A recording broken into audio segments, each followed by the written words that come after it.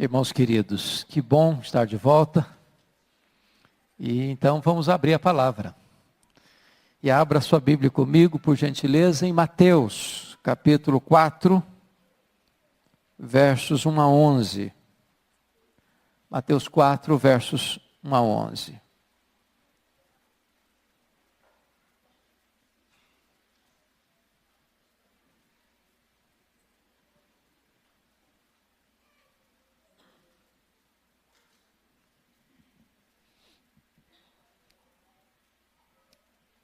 Está escrito a seguir: foi Jesus levado pelo Espírito ao deserto, para ser tentado pelo diabo.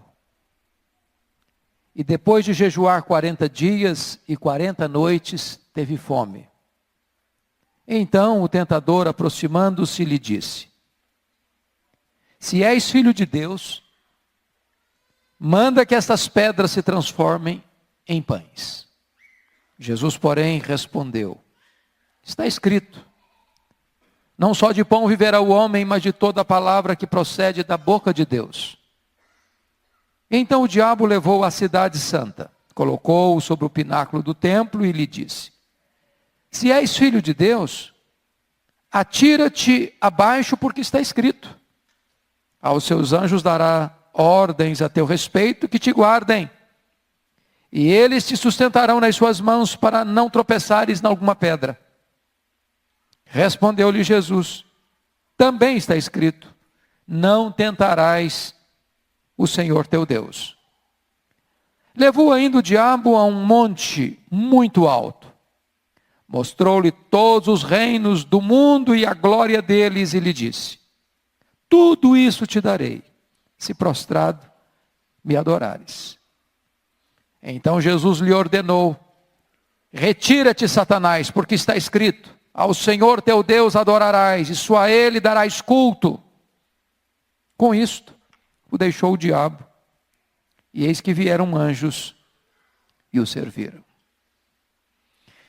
Irmãos queridos, esse texto, este episódio da tentação de Jesus está registrado por todos os três evangelistas sinóticos: Mateus, Marcos e Lucas. É interessante que nenhum dos três evangelistas diz que Jesus estava orando. Não é essa informação, nem em Mateus, nem em Marcos, nem em Lucas. Todos eles, entretanto, dizem que Jesus estava jejuando. Nós pressupomos, e com bastante probabilidade, que ele estava orando também. Mas não é essa informação direta no texto. Curiosamente, Marcos e Lucas nos traz uma informação distinta de Mateus, que nos ajuda a entender o texto. Porque Mateus nos informa que depois de jejuar 40 dias e 40 noites, teve fome. Então o tentador se aproximou. Mas Marcos e Lucas nos informam que Jesus não foi tentado depois dos 40 dias de jejum, mas que Jesus foi tentado durante os 40 dias de jejum. Não apenas depois deles.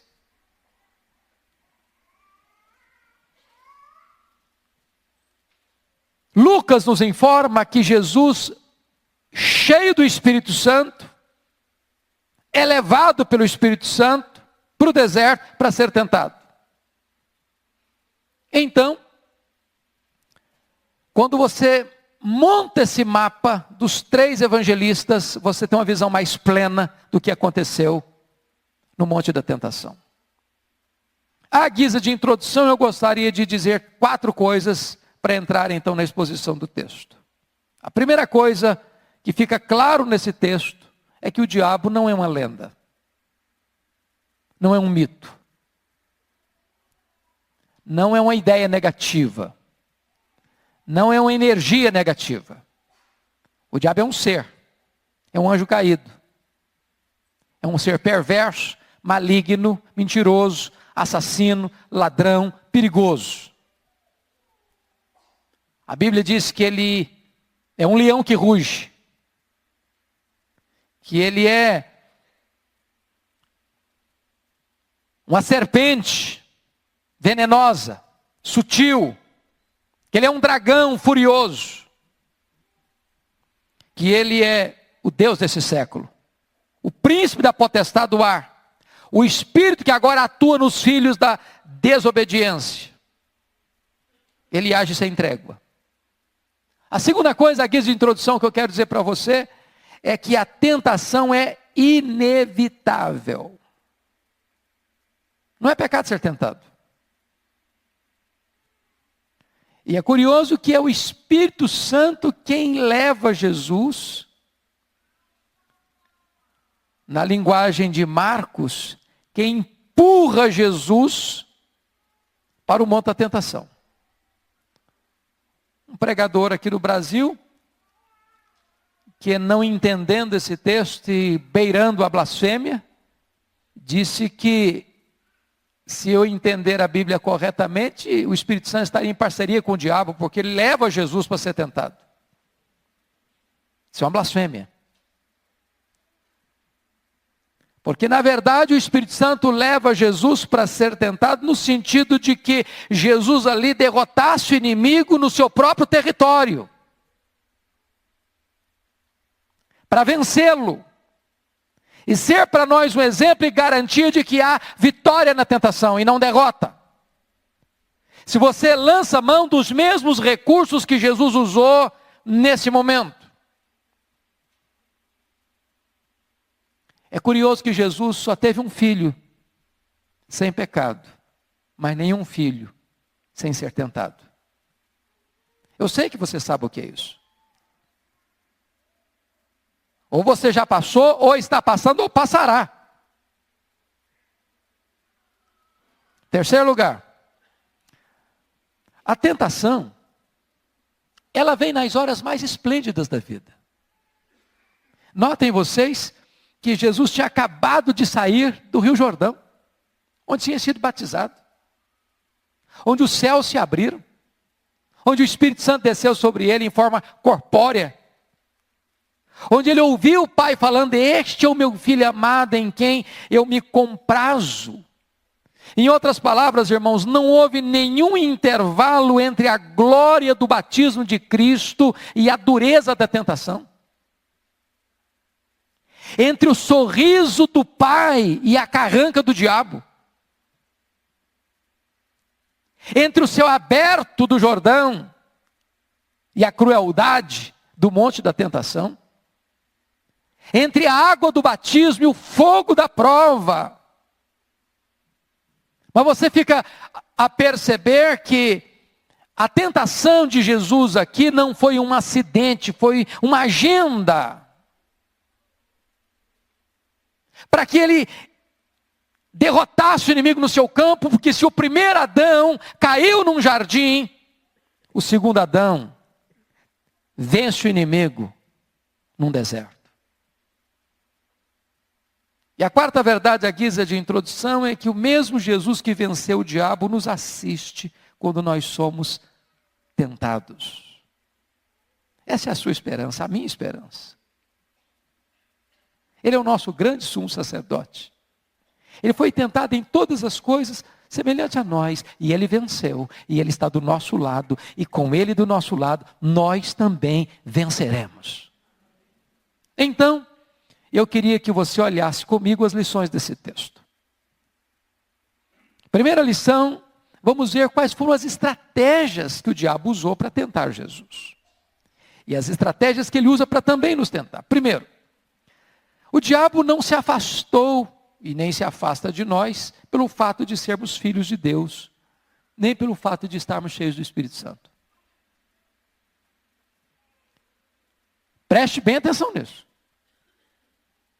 O fato de você ser filho de Deus e o fato de você estar cheio do Espírito Santo não afasta o diabo. E notem como é que ele começa. Se és filho de Deus, transforma essas pedras em pães. O diabo não chegou para Jesus negando a sua filiação. ele chega lançando a cunha da dúvida. Não foi assim no Éden? É assim mesmo que Deus disse? Ele coloca uma centelha de dúvida. Mas notem que o diabo está pondo em dúvida a verdade do batismo. Qual foi a grande verdade do batismo? O céu se abriu, o Espírito Santo desceu e o Pai falou: este é o meu filho, em quem eu tenho o meu prazer. Agora o diabo vem e coloca em dúvida essa verdade dita pelo próprio Deus. O diabo é astuto. Ele tenta colocar no seu coração, na sua mente, na sua vida, que aquilo que Deus está dizendo a seu respeito não é bem assim. Será que é assim mesmo? Mas mais, o diabo pôs em dúvida toda uma vida. Porque com 12 anos de idade, Jesus Cristo estava em Jerusalém, conversando e discutindo lá com os doutores. E quando seus pais chegaram, Jesus Cristo disse para eles, aflitos que estavam: não sabeis que eu devia estar na casa de meu pai, cuidando dos negócios de meu pai? Ora, toda a vida de Jesus, ele tinha plena consciência de quem ele era, de quem o pai era para ele. E o diabo está pondo em dúvida uma vida inteira. O diabo também questiona o nosso relacionamento com Deus. Ele tenta enfiar a cunha da dúvida nas brechas da nossa mente. Segunda coisa que eu chamo a sua atenção.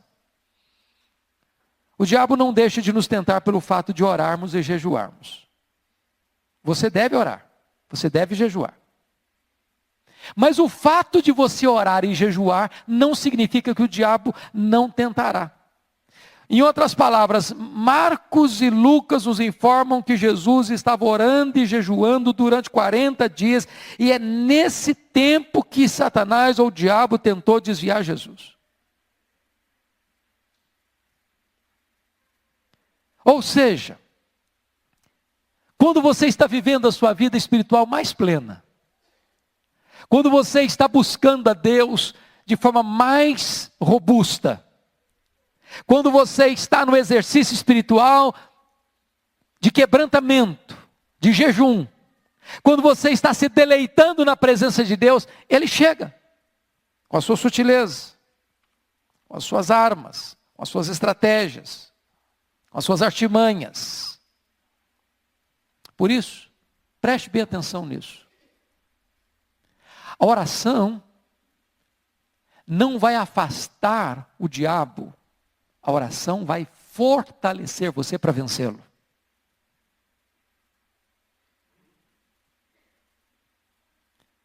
Foi isso que Jesus Cristo disse para Pedro: vigiai e orai, para que você não caia em tentação. Vigiai e orai, para não cair em tentação. O espírito está pronto, mas a carne é fraca. Agora, o diabo é astuto também no sentido de que quando ele chega para tentar, ele usa coisas pertinentes. Por exemplo, Jesus estava com fome. Eu não sei se você tem a prática de jejuar, mas quando você jejua, seu estômago dói, não é verdade? Você lembra aquilo que você comumente não lembra. Está na hora de almoçar. Está na hora de tomar um café. Está na hora de jantar. E quando você jejua mais de um dia, quando você vai dormir, pronto, e agora? O que eu vou fazer? As pessoas que jejuaram tempos longos, de uma semana, e pouquíssimos que jejuaram até 40 dias, alguns dizem que entram em desespero. Outros chegam até a desfalecer. Agora pense você, Jesus, ao longo desses 40 dias, ele estava com fome. Seu corpo estava debilitado. Todos os poros de Jesus clamavam por pão. E exatamente ele chega nessa circunstância, da necessidade. Onde o seu corpo necessita, clama por ser atendido. E ele aproveita a circunstância. Exatamente naquele momento em que você está precisando, necessitando, ele chega. Então note a sutileza do inimigo na tentação. Ele aproveita a circunstância. É um Davi que abre a janela para olhar o quintal do vizinho.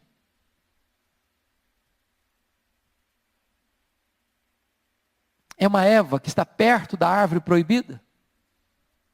É um Pedro que está seguindo Jesus de longe. Ele aproveita essa situação circunstancial. Segundo, o diabo nos tenta no nosso ponto forte e no nosso ponto fraco. Qual era o ponto forte, poderíamos dizer aqui, de Jesus? A consciência da filiação. Ele sabia quem ele era, o Filho de Deus. Ele acabara de ouvir do Pai: tu és o meu filho. Se é que eu posso falar de um ponto fraco, não é ponto fraco no sentido moral, mas ponto fraco no sentido de que Jesus era homem igual você e eu, perfeitamente homem, e ele estava 40 dias jejuando e consequentemente ele estava com fome. E é nessa brecha que o diabo entra e diz: se és filho de Deus, transforma essas pedras em pães. Em outras palavras, o diabo conhece exatamente quais são os seus pontos fracos e ele conhece quais são os seus pontos fortes. E você não é mais forte nos pontos fortes e nem menos fraco nos pontos fracos.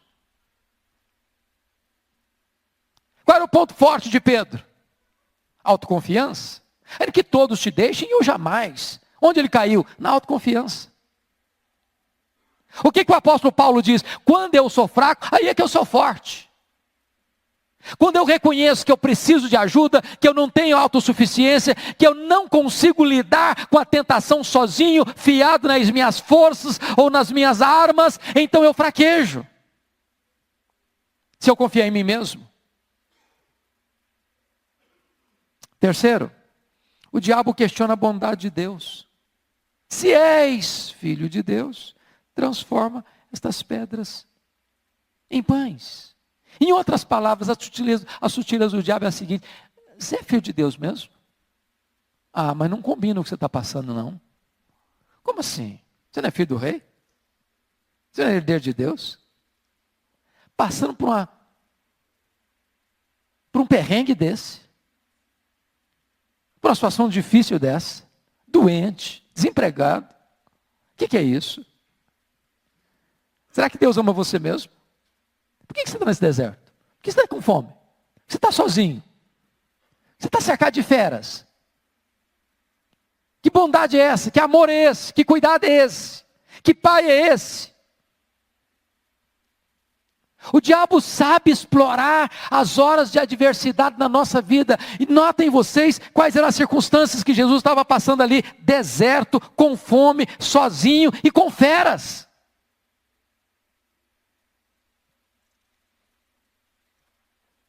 Agora notem, irmãos, o que é que o diabo sugere para Jesus? Se és filho de Deus, transforme essas pedras em pães. Sabe o que ele está dizendo? Larga a mão dessa dependência de Deus. Faça alguma coisa.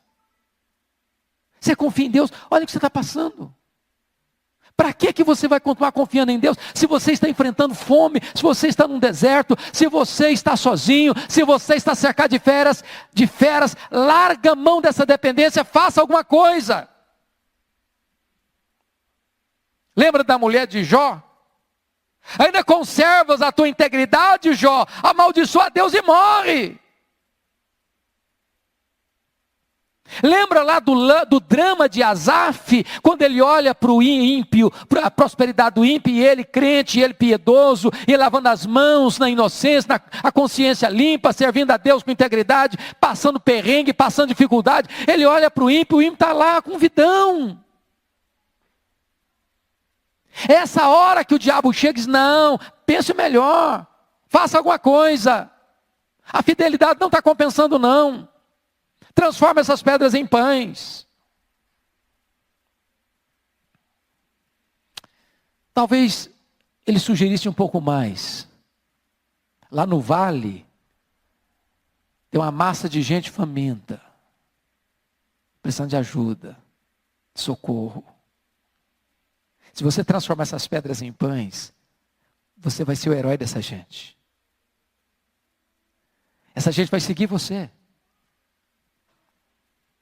Eu vou sugerir para você um reino de milagres, sem cruz, de sucesso, de fama, de glória.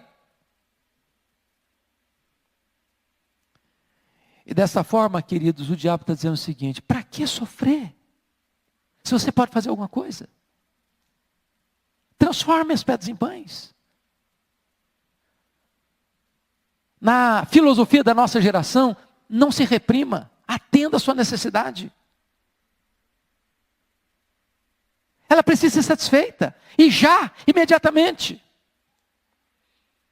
E diz a Escritura, que diante dessas sutilezas todas, Jesus Cristo disse: está escrito, não só de pão viverá o homem, mas de toda a palavra que procede da boca de Deus. Irmãos amados, nós precisamos entender isso, que nas horas de aperto, nas horas de agrura, nas horas de vale, nas horas de dor, nas horas de aflição, nas horas de carência, o diabo vai chegar com as suas propostas sutis, mas nós continuamos a depender de Deus, mesmo na crise. Mas diz a Bíblia que agora, percebendo o diabo que Jesus está citando a Bíblia, ele pega a Bíblia também. Leva Jesus lá para o pináculo do templo. Ponto mais alto. E aí ele começa a citar a Bíblia para Jesus. Também está escrito. E ele cita o Salmo 91. Sabe aquele salmo que o povo gosta de botar com a Bíblia aberta na sala para espantar demônio? O diabo também gosta de usar salmo. Também está escrito: lança-te daqui para baixo. Porque está dito aí, dará ordem aos teus anjos para que não tropece em alguma pedra. Só que o diabo astuciosamente cita o texto pela metade. Ele tira do texto parte do texto. Porque o diabo é um péssimo intérprete da Bíblia. Ele é um péssimo exegeta. Quando o diabo pega a palavra de Deus não é a palavra de Deus na boca do diabo, é a palavra do diabo. É por isso que surgem as seitas, as heresias. Porque pessoas com a Bíblia na mão, orientadas pelo diabo, enganam as pessoas e levam as pessoas para o erro. Porque o texto está dizendo o seguinte: porque dará ordem aos seus anjos para que te guardem em todos os teus caminhos. Em todos os teus caminhos ele tirou. Sabe o que significa isso? Deus só tem compromisso em guardar as pessoas e seus filhos quando eles andam em todos os caminhos de Deus. Deus não tem nenhum compromisso em guardar-nos quando nós fugimos dos caminhos de Deus. Em outras palavras, Deus não tem compromisso com a nossa loucura. Deus não tem compromisso de guardar-nos quando nós, em vez de confiarmos nele, nós nos enchemos de presunção, porque jogar lá de cima para baixo, isso não é fé, isso é presunção.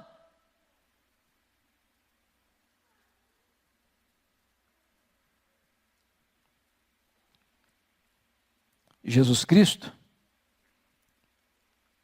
foi exatamente taxativo, repreendendo mais uma vez o diabo.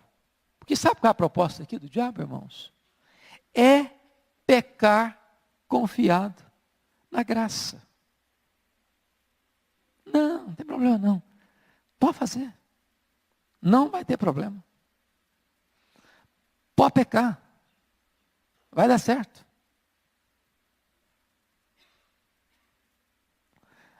Deus é misericordioso. Ele vai te proteger. E pecar, e desobedecer, e transgredir, lançando mão da graça de Deus, é tentar a Deus. É querer fazer Deus parceiro do nosso erro. É querer trazer Deus para dentro da nossa desobediência. E Jesus Cristo foi firme: não tentarás o Senhor teu Deus. Aí diz a Bíblia que então Satanás o leva agora para uma tentação mais ambiciosa. Diz Mateus que para um alto monte, de onde se visualizava todos os reinos do mundo. E Lucas nos informa que o diabo disse para Jesus: olha, tudo isso aí me foi dado, isso aí tudo é meu, está tudo sob minha responsabilidade, eu que comando esse negócio todo aqui. Se prostrado me adorares, te darei tudo isso. Notem uma coisa, irmãos, o diabo é um estelionatário. Ele nunca foi dono de nada, ele não é dono de nada e não vai ser dono de nada. Aliás, ele não manda nem no inferno. Quem manda no inferno é Jesus. Quem tem as chaves da morte do inferno é Jesus. Ele promete mundos e fundos, mas ele não é dono de nada. Ele é mentiroso, ele é enganador. Os reinos não são dele coisíssima nenhuma. O que é dele é o império das trevas, do mal. Mas ele promete o que não tem. Promete vida e dá morte, promete liberdade e escraviza, promete felicidade e paga com desgosto. E Jesus Cristo foi peremptório e decisivo. Só o Senhor teu Deus adorarás, só a Ele darás culto. Retira-te, Satanás. E diz Mateus, aliás diz Lucas, que ele saiu até momento oportuno. Sabe o que significa isso? Preste bem atenção nisso. Você nunca é tão vulnerável como quando depois de uma grande vitória.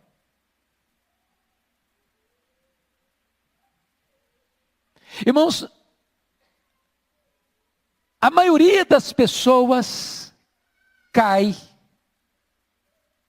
não é na prova, é depois da vitória. Sabe por quê? Porque ensarilha as armas, porque dá uma relaxada, porque acha que agora a luta acabou.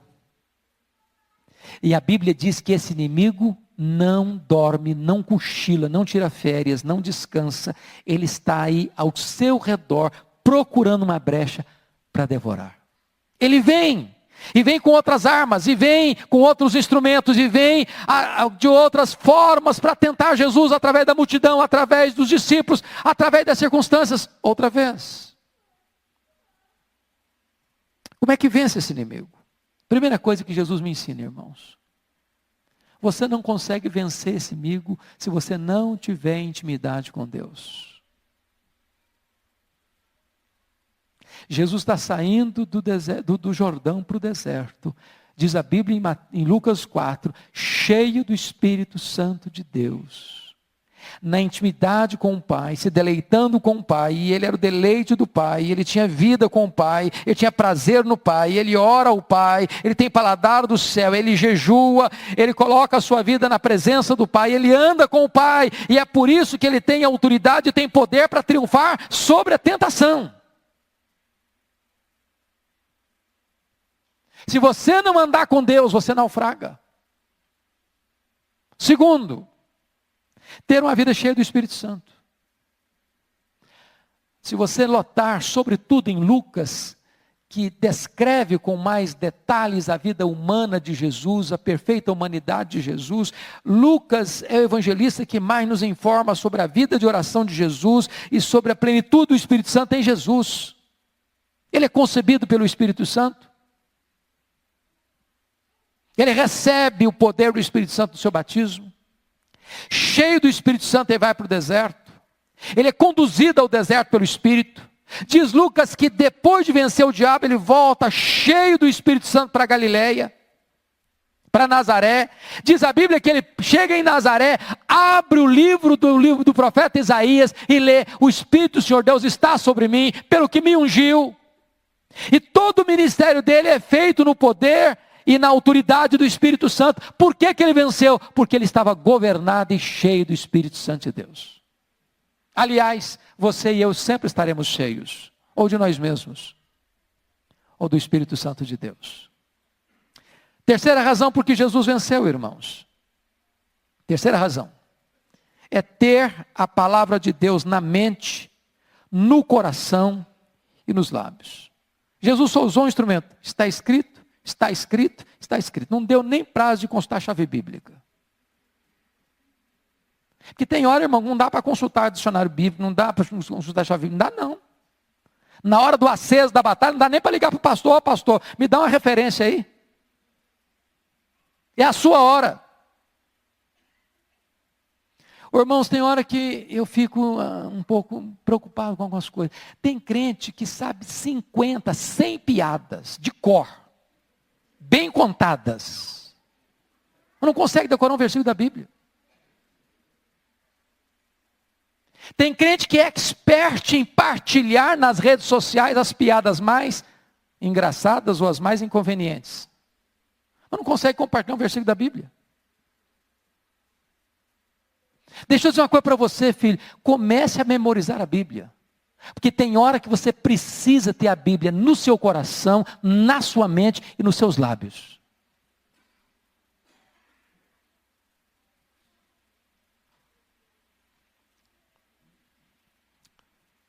Agora notem. Se você quer vencer, você precisa ter uma vida comprometida com oração e jejum. Essa área da nossa vida tem sido esquecida. Nós estamos muito agarrados ao sabor do pão do céu e já perdemos, desde há muito, o sabor do pão do céu. Perdemos apetite pelas coisas do alto. E eu quero dizer para você que às vezes o que nos afasta desse poder de Deus, nem sempre são as coisas ruins. Pode ser também o deleite nas coisas boas, como substitutas do melhor, que é o próprio Deus. Comer não é pecado. Não é pecado comer. A Bíblia diz: portanto, quer comais, quer bebais, quer façais qualquer outra coisa, fazei tudo para a glória de Deus. Então, quando você toma o seu bom café da manhã, você está tomando um bom café da manhã para a glória de Deus.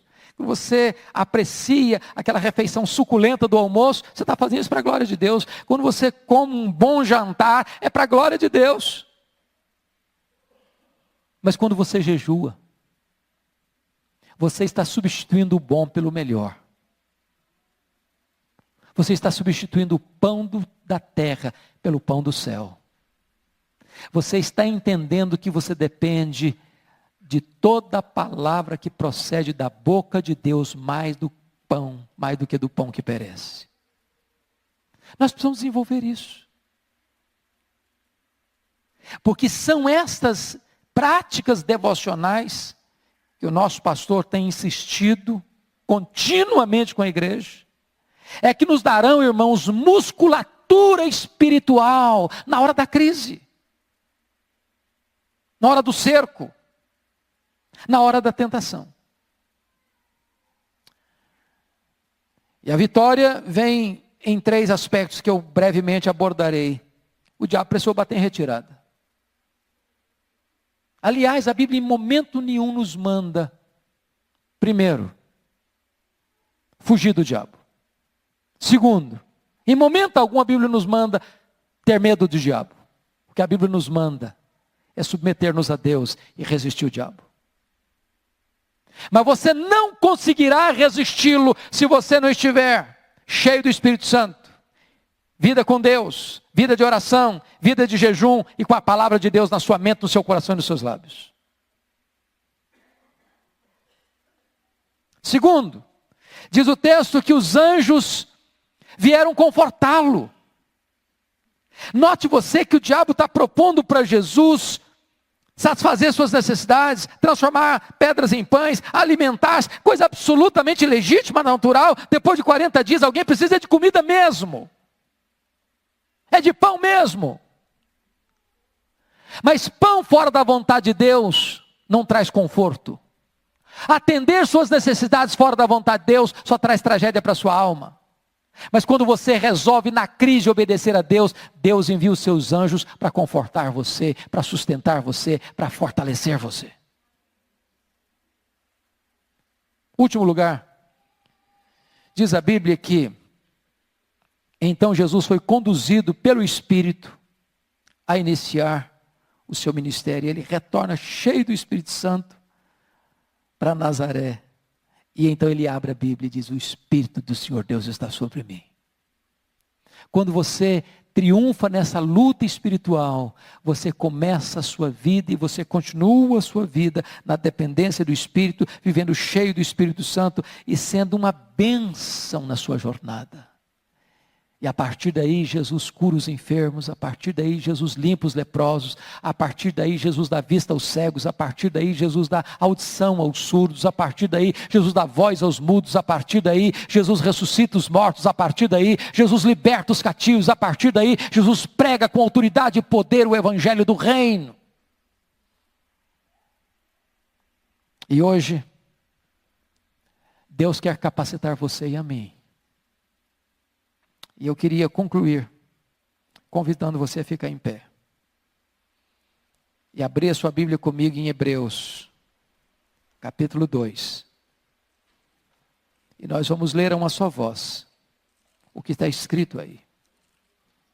Hebreus, capítulo 2.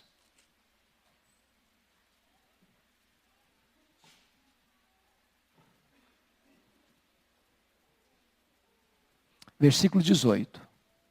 Toda a igreja, por favor, abra Hebreus 2,18. E nós vamos ler a uma só voz, com voz bem firme, bem audível. Toda a igreja, por favor, 2,18. Vamos juntos? Pois naquilo que ele mesmo sofreu, sendo sido tentado, é poderoso para socorrer os que são tentados. Vamos ler de novo? Pois naquilo que ele mesmo sofreu, tendo sido tentado,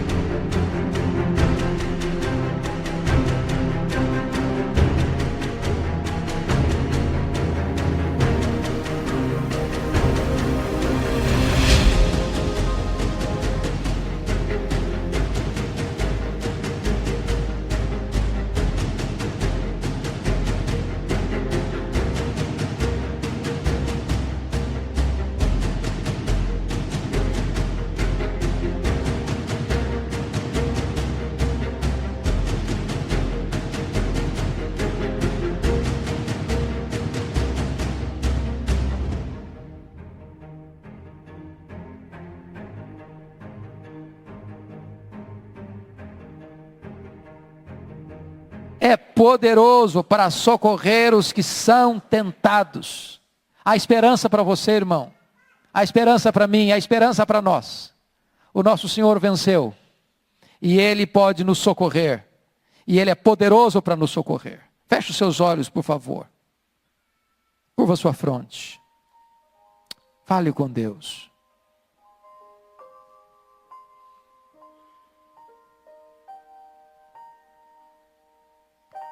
Talvez você está exatamente enfrentando um momento difícil na sua vida. O pecado tem assediado você, tenazmente. Sutilezas na sua mente, fortalezas, se armam contra você. Talvez na área da vaidade, da ganância, do poder,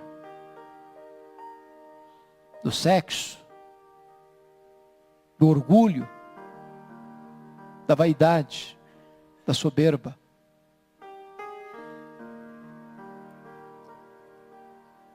Talvez você tenha se sentido até envergonhado porque já caiu, já tropeçou. Você se sente humilhado, envergonhado, até desanimado. Mas eu quero encorajar você nesta noite em nome de Jesus, a pôr os seus olhos em Jesus. Ele é poderoso, primeiro, para perdoar você. Segundo, Ele é poderoso para fortalecer você, para socorrer você. Por mais acesa, por mais grave, por mais aguda que seja a tentação, o seu Senhor venceu. E Ele é poderoso para socorrer você. Forever lover.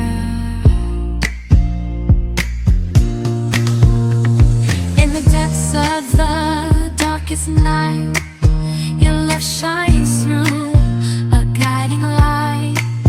With every heartbeat I feel your grace. In your warm embrace I find my place. Darling, don't cry, don't shed a tear, for I'll be your fortress, I'll always be near. Though storms may rage and oceans may roar, I'll stand by your side forevermore. Through the trials and the tests we face, our love will endure, it cannot be erased. So dry your eyes, my love, and take my hand. Together we'll conquer. Ó Deus, em nome de Jesus, nós te pedimos que nesta noite tu abras os olhos da nossa alma, que tu apliques esta palavra ao nosso coração. Ajuda-nos a rememorar aquilo que o nosso amado Salvador enfrentou e sofreu e suportou por amor de nós, e triunfou e venceu, para servir para nós de modelo, de exemplo, e para ser também o nosso auxiliador, aquele que nos socorre na nossa angústia e aquele que nos fortalece nas horas de tentação. Dá vitória ao teu povo, Senhor. Não permita o teu povo cair em tentação. Não permita o teu povo colocar os pés no laço do passarinheiro. Não permita o teu povo ser envergonhado, em nome de Jesus. Coloca um muro de fogo ao nosso redor. Livra-nos do mal, livra-nos do maligno, Senhor. E dá-nos vitória espiritual em Cristo Jesus. Guarda a nossa mente, guarda o nosso coração, guarda os nossos pés da queda, guarda os nossos olhos da cobiça, guarda, meu Deus, as nossas mãos do mal, guarda a nossa alma de pecar contra Ti, em nome de Jesus. Santifica a nossa casa, santifica a nossa família, santifica a nossa igreja, em nome de Jesus. E permita, Deus, que nós avancemos contra as fortalezas do inferno, avançando contra as portas do inferno, e sendo este um ano de vitória, um ano de conquista para o teu reino, um ano de salvação de vidas, um ano de libertação dos cativos, um ano de vitória nas lutas espirituais. Glória ao teu nome, porque servimos ao vencedor, Jesus Cristo nosso Senhor. É em nome dele que nós oramos. Amém. Assentem-se, por favor.